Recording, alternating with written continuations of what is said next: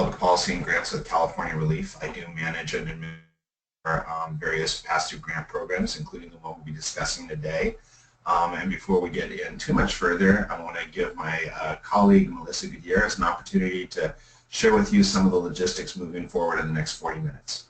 Good morning, everyone. I'm Melissa over here manning the webinar station. If you have a question, please go ahead and type it in the chat box, and we will be able to address it out loud that way. You can expand that, I believe, in your little webinar widget you have there. I think that if it's a small enough group, we'll open it all up to discussion later on, so I'll be ready to make that happen as it happens.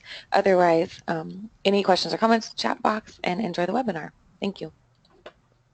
Thank you so much, Melissa, and I appreciate everyone taking time out of their Monday morning to get on this webinar. We are going to try to make it quick, and as you'll notice, we have some really good examples of large shade trees up here at the top, and then some smaller examples of other green infrastructure. I think in the retail world they call that suggestive sell, so a little foreshadowing of what's to come in the next half hour. What I'm going to try to do is really go through this pretty quick so that we have plenty of opportunity for questions at the end, and then even perhaps a little dialogue if the crowd stays this small. So I'm just going to dig in. I think a question that folks have been asking about the program is, wasn't this offered a little while ago? And I will be addressing that. First, I want to talk about our partners in this grant program. Four of these organizations have come together. They call themselves actually they recently changed their names to the Clean Equity Coalition, or California Clean Equity Coalition, previously known as the SB 535 Quad. They're very responsible for implementing some of the environmental justice legislation that's moved through the legislature in the last couple of years relating to climate change.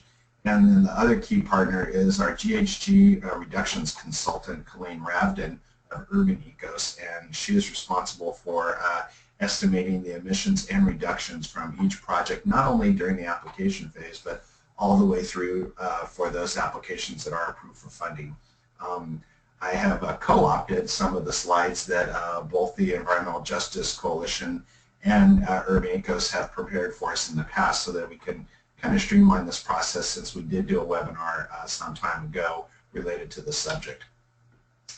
For those of you that have been on previous webinars for our pass-through grant program using the Greenhouse Gas Reduction Fund, you know that this grant program, we have about $440,000 to support urban forestry grants that reduce GHGs and also must significantly contribute to providing benefit to disadvantaged communities or being located in a disadvantaged community.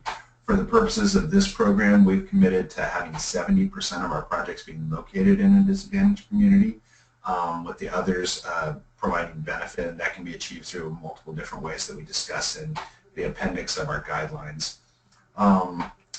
And today what we're really going to focus on is looking at the revised application and the guidelines, a focus on some of the eligible projects with some tips on writing grants, measuring GHGs, and then of course the DAC component is going to be very critical as well moving forward.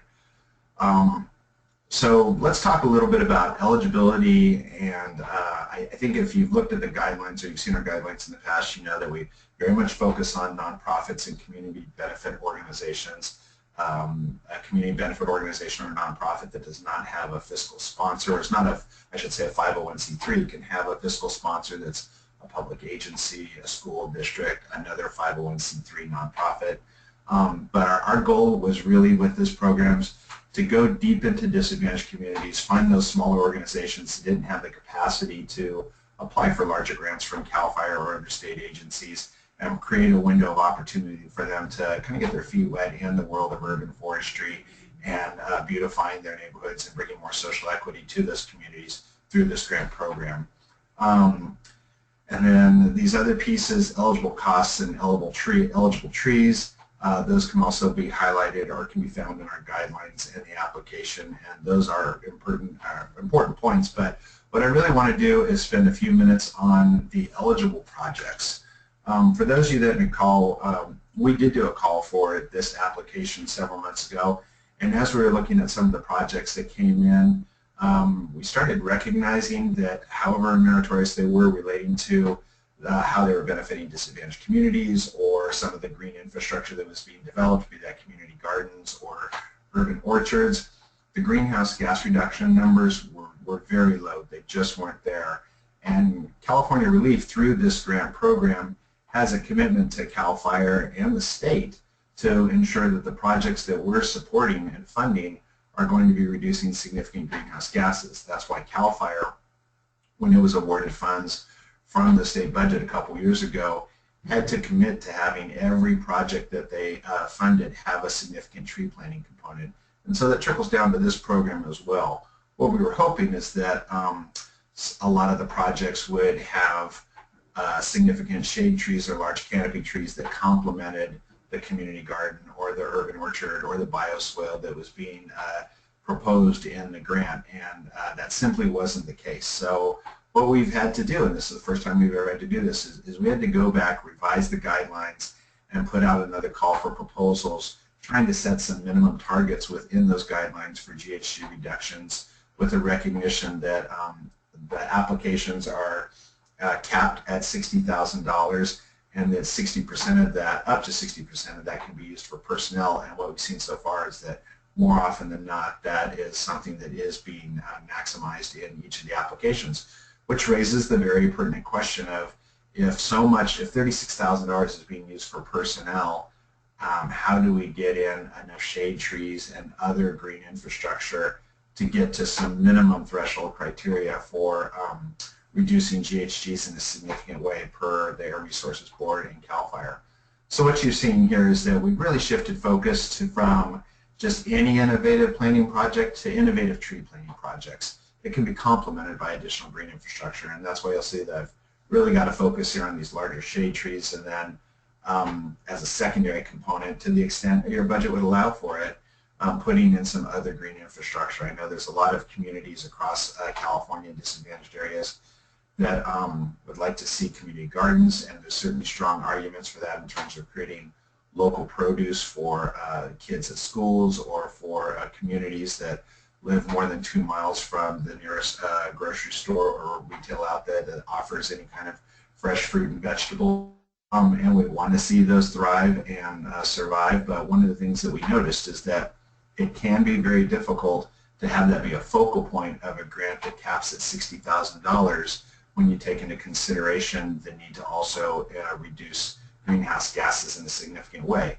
And for those of you who may not be aware, the Air Resources Board has said that a project like a community garden, where you're looking at a lot of understory and planter boxes, that is not going to count toward reducing greenhouse gases. Now, there are efforts underway both with stakeholders and with other state agencies to try to expand the quantitative methodology that CARB will allow in calculating GHG reductions from projects. But at this point, for urban forestry, it's really only coming from the carbon sequestration and the energy conservation savings from the trees being planted, and large canopy trees do much more in terms of reducing GHGs than fruit trees, and we'll get to that in a minute. But the other thing that I wanted to point out here before we go to the next slide is that it is completely acceptable for grantees to consider multi-pronged proposals that contain additional project elements. So if you want to do a community garden and you can keep those costs reasonable and still allow for on a separate parcel significant tree planting projects or a significant street tree planting project, we're still going to call that project innovative because you are looking at green infrastructure that's not typically part of a tree planting project while still also doing significant tree plantings to meet the GHG component. So it's a little tricky, but that is one thing that we want to be very clear about, that moving forward in this application proposal, certainly multi-pronged projects operating within a disadvantaged community or providing benefit will count in terms of meeting the innovative component or the planting with purpose component that we've highlighted thus far. So speaking of highlights, let's look at some innovative tree project examples that both we've come up with here, but that grantees have suggested in the past. Memorial Grove, certainly a great opportunity to plant lots of shade trees and still have that innovative component in terms of being a planting with purpose rather than just reducing shade or beautifying a street. I call amphitheaters and outdoor classrooms. We've actually had applicants suggest how they can create an outdoor classroom by putting in some benches and surrounding it with large shade trees to provide that outdoor experience to kids in especially disadvantaged areas where school district can be participatory in bringing curriculum outdoors for the environmental education component.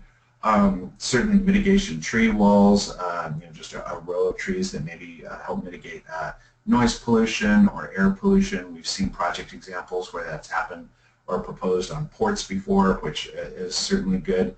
But I think what you're seeing here is a lot of emphasis on large canopy trees, and the primary reason for that is that's what's going to provide your maximum greenhouse gas reductions and can hopefully still allow for some other green infrastructure depending on how much of your budget is going into personnel and overhead, et cetera. Talked a few minutes ago about the maximum GHG reductions, and the general rule of thumb is bigger is better. And this is a slide that has been modified coming from Urban Ecos, who's our GHG reduction consultant for this grant all the way through 2019. And as an example, she's highlighted the small tree in comparison to a larger, but then I think what really delivers this message home is a slide that she prepared for us where these, what I believe it is 15 trees, no, even more than that. You could plant all these trees on the left, and the GHG reductions over the lifetime of the tree, approximately 40 years, would equate to this one large tree. So that's a very dramatic illustration of what we're talking about. We're saying big, healthy, large canopy trees are really going to give you a lot of bang for buck in your GHG reductions. Another element that Urban Ecos raises is that shading buildings, that's where you're getting your energy conservation benefits. And that will more often than not be the case throughout California. One modification to that is the Bay Area where, depending on where the temperatures are in summertime and the fact that there aren't a lot of air conditioners in certain parts of the Bay Area, the shade tree benefit, which relies on air conditioning to create that energy conservation savings, just may not be there. But in other circumstances, and this is a good example where these two large trees out in the open area are going to provide the equivalent to this one large tree in a residential area that is shading this home because of the energy conservation savings that will come from that.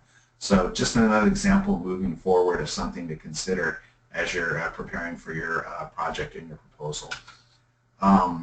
And then, of course, there's a focus on concentrating on the east and west, and of course, the closer you are to the building, the more opportunity to maximize the shade. This is our GHG reductions worksheet that we've included in the application. It's pretty straightforward. You can see that we provide a space for the species, what kind of, whether it's going to be a 15-gallon or a 5-gallon 24-inch box, certainly identifying shade tree where it's going to be planted, and then the quantity. And this is really all we're asking of the applicants in terms of evaluating their GHG reduction potentials for their project. We've built in some assumptions on mortality rate and emissions, which will apply to all projects unless the applicant can make a compelling argument otherwise. But once this is turned in, then we'll be able to estimate the GHG reductions coming from your project. Because we have revised these guidelines, what I am encouraging potential applicants to do is get this in right away.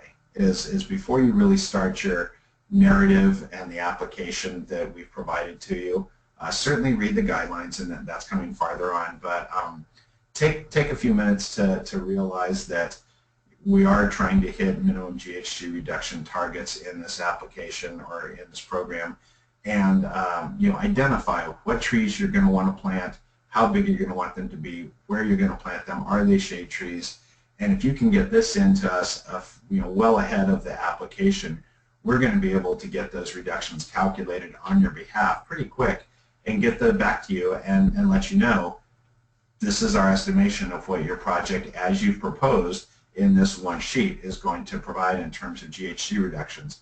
And from there, you can look at the guidelines and make a determination for yourself on whether or not you want to proceed or revise it, and which would be an option as well.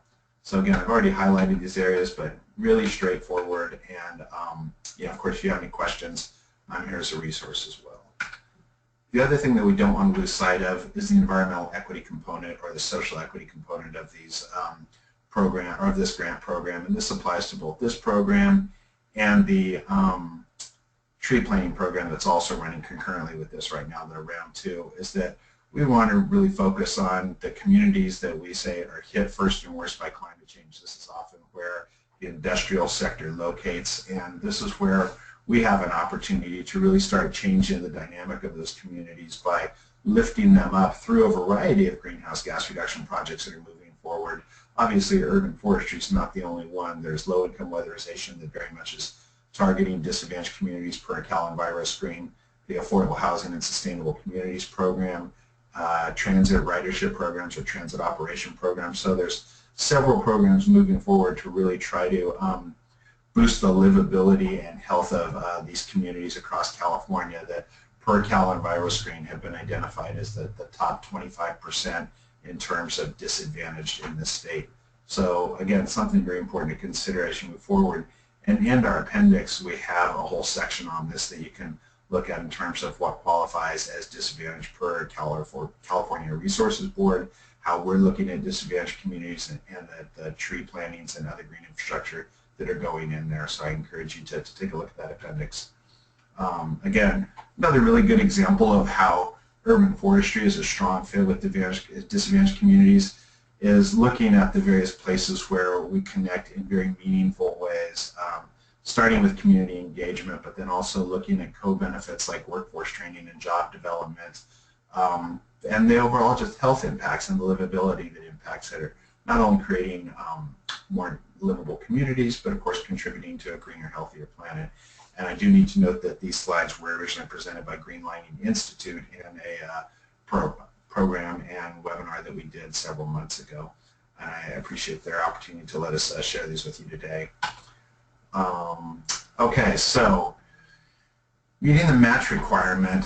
This is a modification that we've made only in one simple way. We really focused on wanting to see volunteers be a significant component of the grants moving forward. We're not interested in disadvantaged communities having to raise additional capital to move forward with these applications.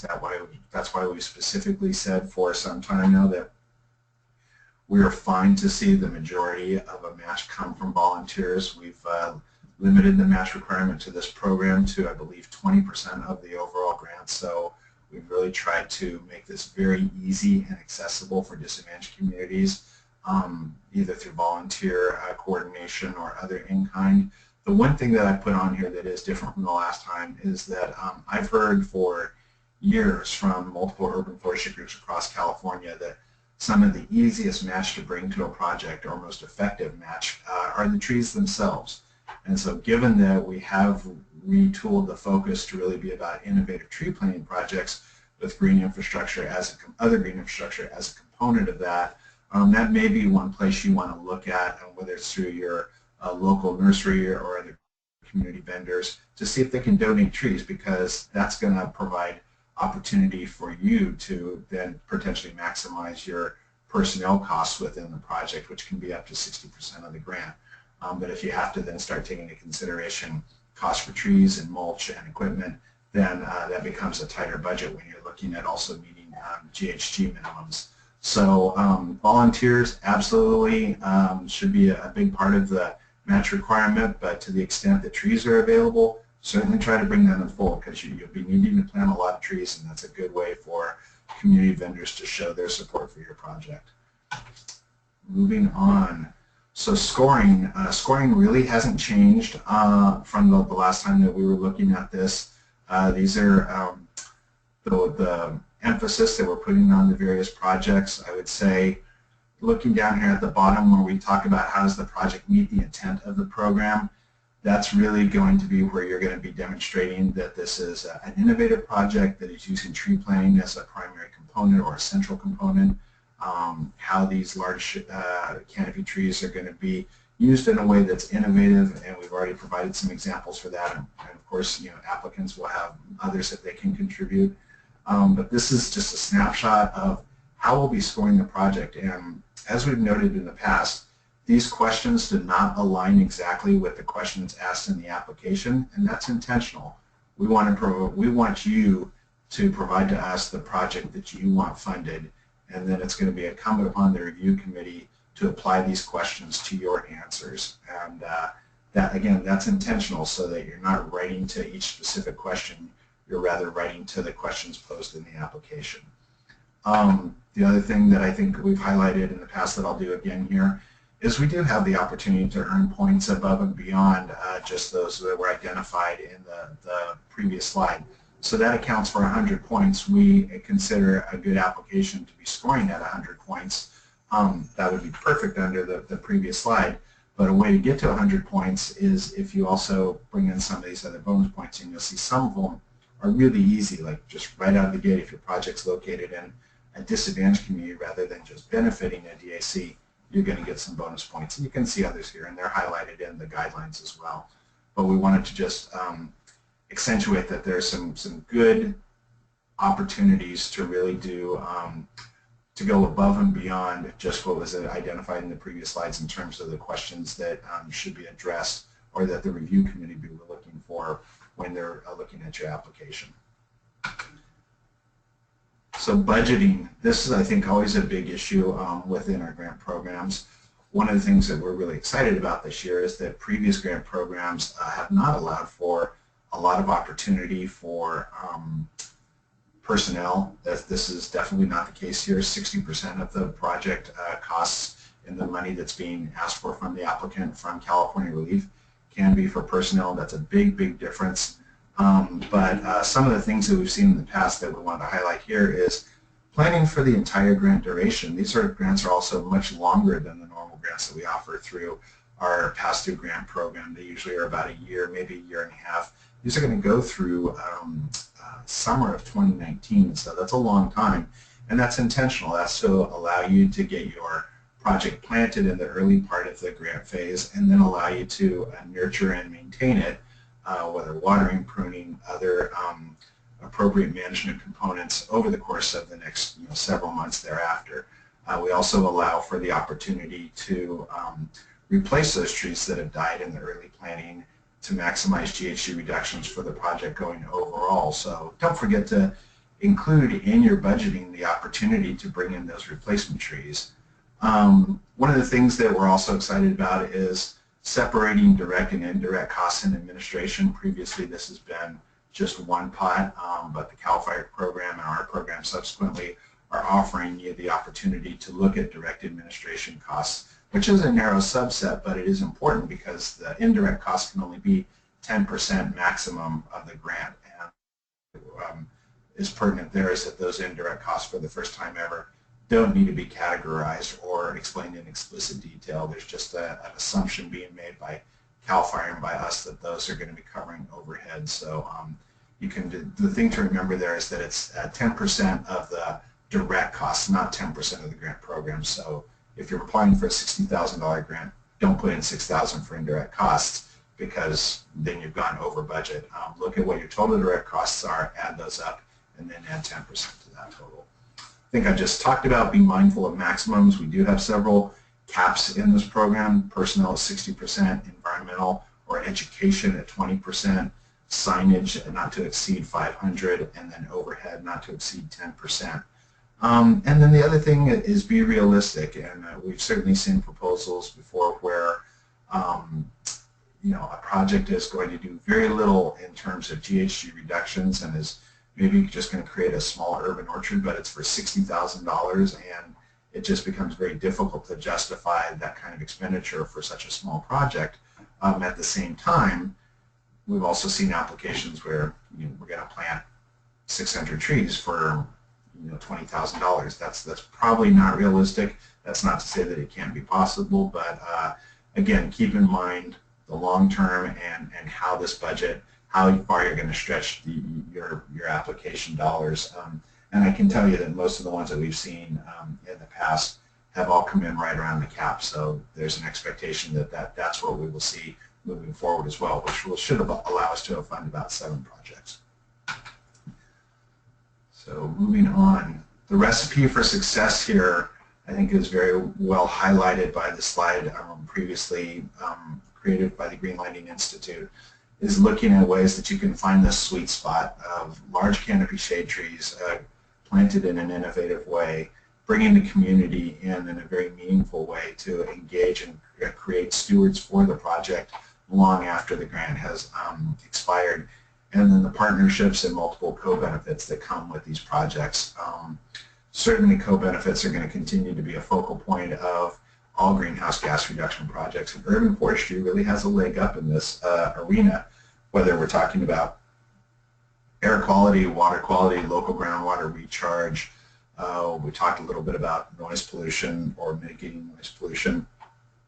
Certainly contributing to healthier communities. There are numerous studies that connect a strong urban forestry to reduced asthma rates, helping combat obesity, and just creating a positive mental environment within a community. So we have a lot of co-benefits that as a community we can contribute to the larger question of how urban forestry is going to be not only reducing GHGs but also impacting disadvantaged communities in a very positive way.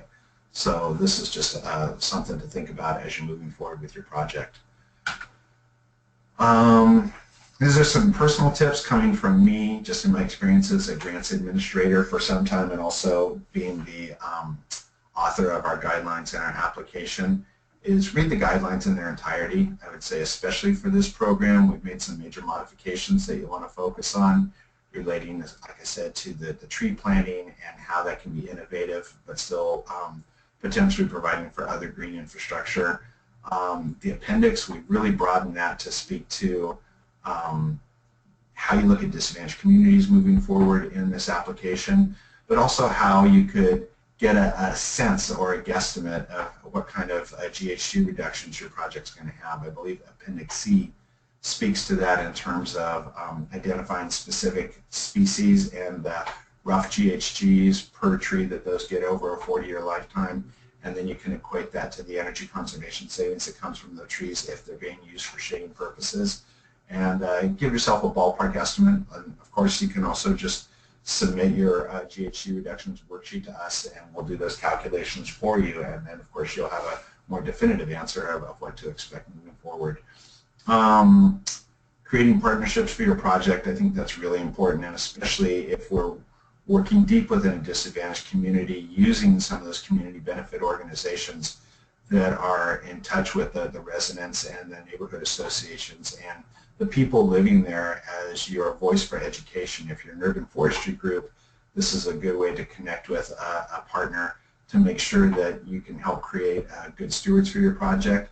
And if you're a community benefit organization that is focused on just creating a healthier neighborhood, but you don't have a lot of tree planting experience, there are multiple NGOs throughout California that do have that experience, and it's a good opportunity to get to know them and partner with them as well.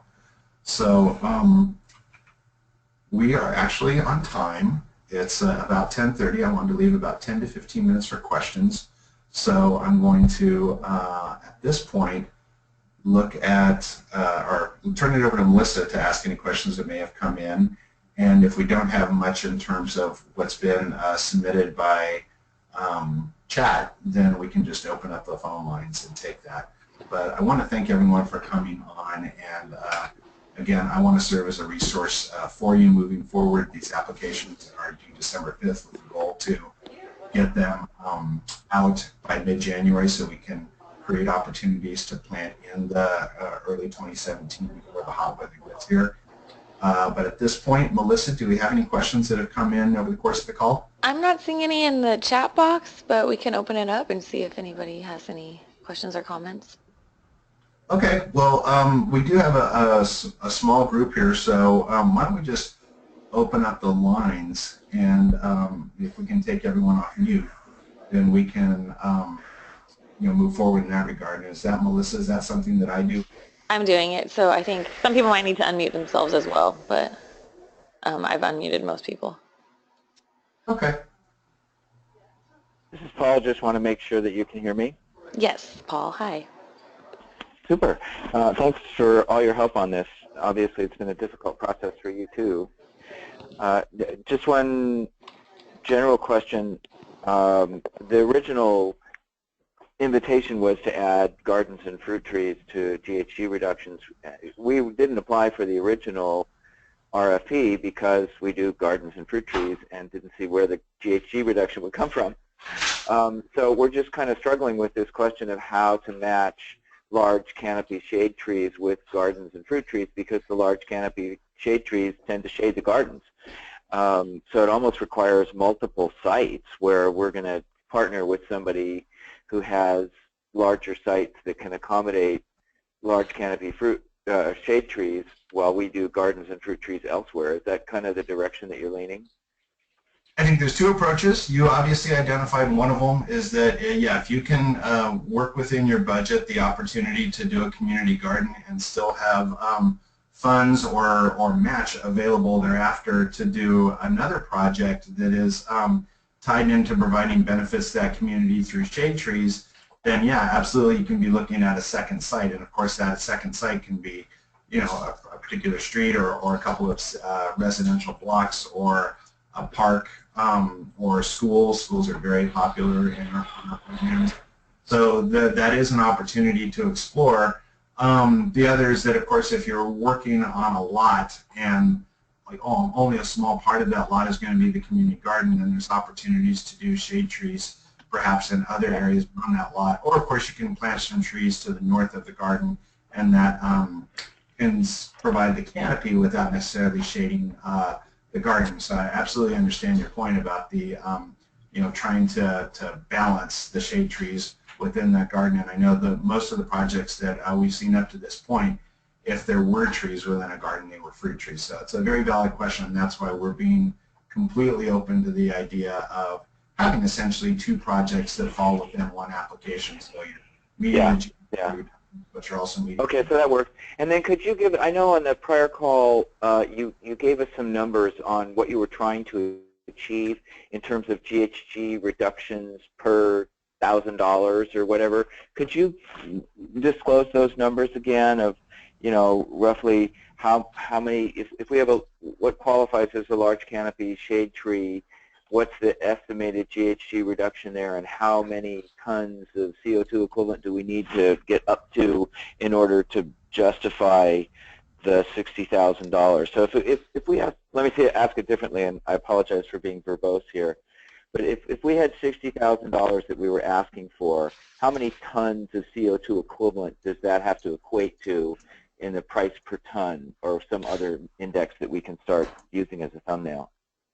Well, we're not looking at price per ton. CAL FIRE didn't look at price per ton. They looked at the merit of the project and the GHG reductions. Now, of course, they have an advantage on us there in that those were $100,000 or several $100,000 grants, or some even went into the millions, or 1.5 million, I should say. So there was much more opportunity within those larger grants to do something like a community garden while still demonstrating significant GHGs. In our guidelines, we have suggested that it would be great for each project to be able to hit a threshold of about 500 GHG reductions over the course of the project lifetime. That may not be 500 tons of CO2 equivalent? Yeah, 500 metric tons of CO2 equivalent. And we've said that right there in the guidelines in the executive director's message, and then I believe again in the technical assistance. We're not looking at that from a price per dollar because you know, it's possible that someone who's moving forward with a project that is $60,000 it's focused almost entirely on the trees, and the match is really only in volunteers. And since maybe they're not doing concrete cuts, they're putting in a lot of trees at a great price, and they're not having to focus as much money on other areas. Someone else may be doing a project that is also $60,000, but it has a ton of match, and most of that match is trees. And so we're really trying to think of it in terms of a $60,000 grant proposal from us should be trying to achieve at least 500 metric tons over the 40-year lifespan of the project, which we'll be able to calculate on your behalf. But again, that is not a minimum or a maximum. It's a target, and I think as GHG reduction worksheets come in from applicants, we'll be sending this back to applicants, not with a recommendation to proceed or not proceed, but to simply say, here's what your GHG reduction calculations are based on what you provided to us, and then you need to make the decision whether to move forward on the narrative.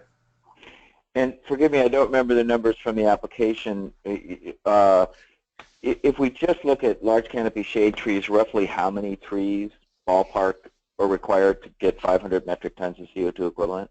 It really does depend on species. You know, one of the things that our GHG reduction specialist told us is that, you know, 50 oak trees planted for maximum shading gets you 500. But if you look at the appendix in C, we've identified several species that are large canopy, and then the energy conservation benefit really does come into play as well. So if you have trees that are shading structures that would normally be requiring air conditioning to cool them, you're going to really see some additional avoidance benefit as well. So take a look at Appendix C. Yeah, but that's a achievable number for us. You know, if we just have to put 500 shade trees in somewhere, you know, or 50 or 100 or 120, then we just add that on as scattered sites. Those can go at residential locations and schools and other places besides the gardens. So that's the kind of number I was looking for. Thank you. Sure. Yeah, and let me. I want to raise, because you said residential. The trees can go in residential neighborhoods. They cannot go on residential properties. That's just something that we're not quite ready to explore yet. That comes with its own set of issues in terms of how do you monitor for that over a 40-year period. But you know, certainly shade trees in public right-of-way within residential properties are totally acceptable. Of course, you need the permission to plant from the city, but I think most people that have been doing this are aware of that. And we have all the forms within the application that you would need to complete, and they're pretty straightforward.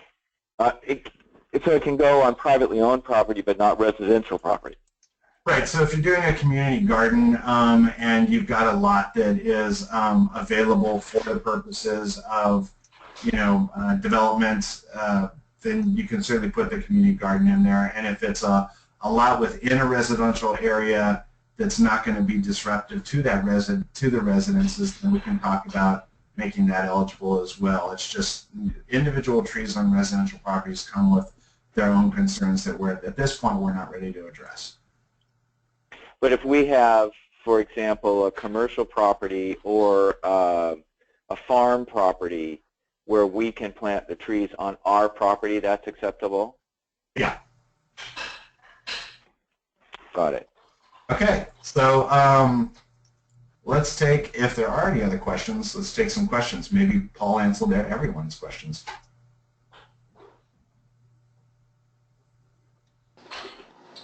We don't have any other questions in the chat, so if anybody wants to ask anything out loud, that's great. Otherwise, I think that's it.